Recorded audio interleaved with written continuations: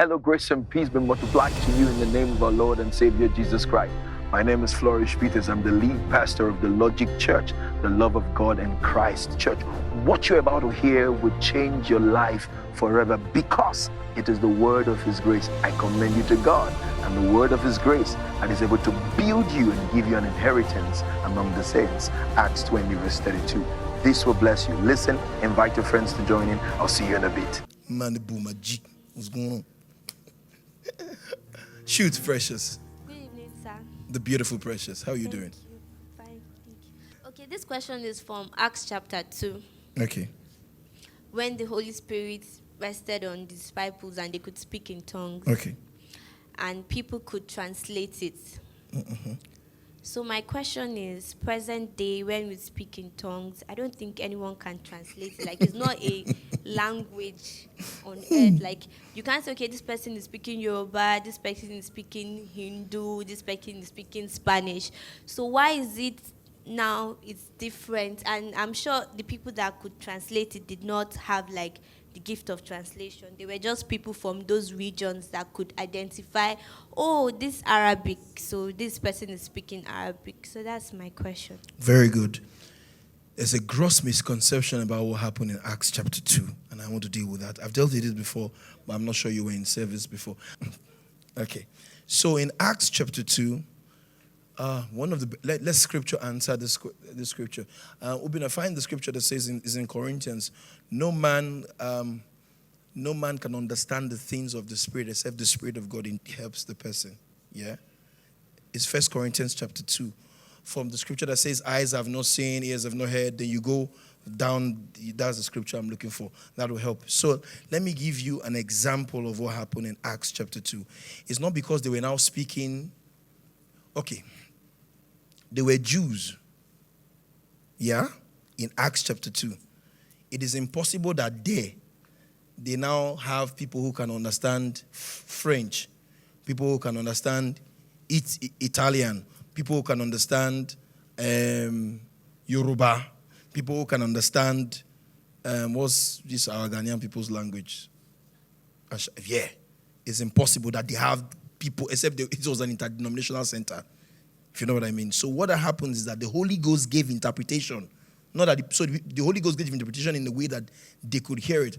Okay, let me show you something. Eyes have not seen, blah, blah, blah. Next verse. But now, for what? Yeah, you passed it. For what man knoweth the things of man, save the spirit of man which is in him? Even so, the things of God knoweth no man, but the Spirit of God. Yeah, next verse. Now we have received not the spirit of the world, but we have received that which is of God, that we might know the things which are freely given unto us. The classical example is Pastor Ben. I don't know why he didn't come to church. Pastor Ben, my friend, we used to attend church together. This will help you. And if you know me, I'm a testy believer. I go to church hungry. I have my own appetite. Whether the praise and worship is good enough, I have enough hype for the whole church. So pastor is preaching, I'm seated, and I'm praying in tongues whilst he's preaching. As is my custom, I'm praying in tongues. I'm lambanoing, if you know what I mean. I'm receiving everything.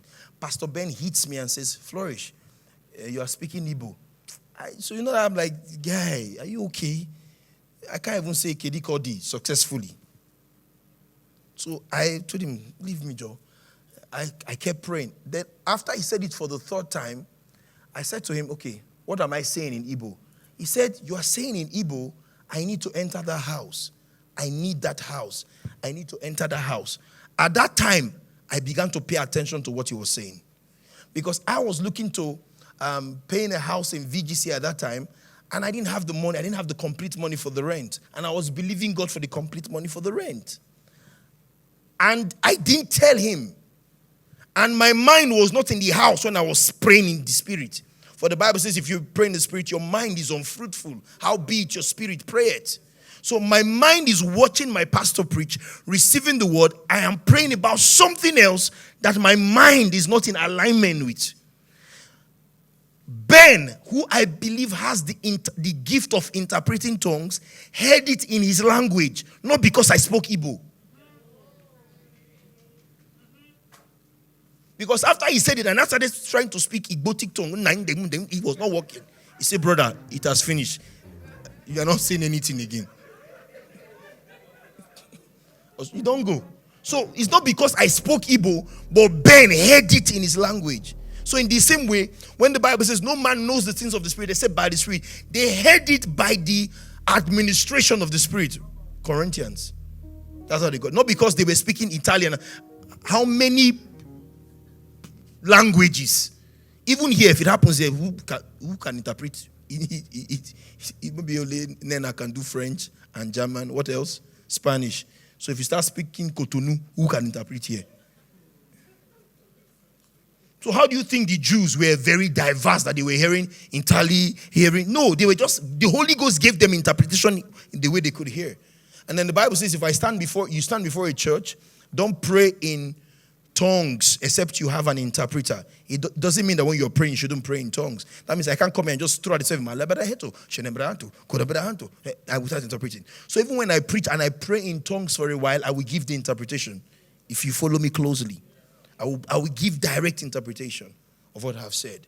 So if the Holy Ghost puts something in my heart, like I'm praying, the kadasho predendo koshkidiana mando shikedia de bala dizu prehando koshe vedia de dezu brehet vieta la git basho felemahando biazvendo koshe benemen vietaso sprehet ledia de beko kindiata la vihazibaranzo sprehet die or the boze gidi. There's somebody with an abdominal pain from your from this region, and God is saying, I will reverse the effect, and wherever that thing came from, the complication there, and you receive healing on a different level in Jesus' name. Who's the person? Who's the person here? Oh, you? Does it have to do something that has to do with your reap? Accident? When? Okay. But somebody else again apart from that. But there will be a message. That's what God is saying. And it's something that we have, is a gift.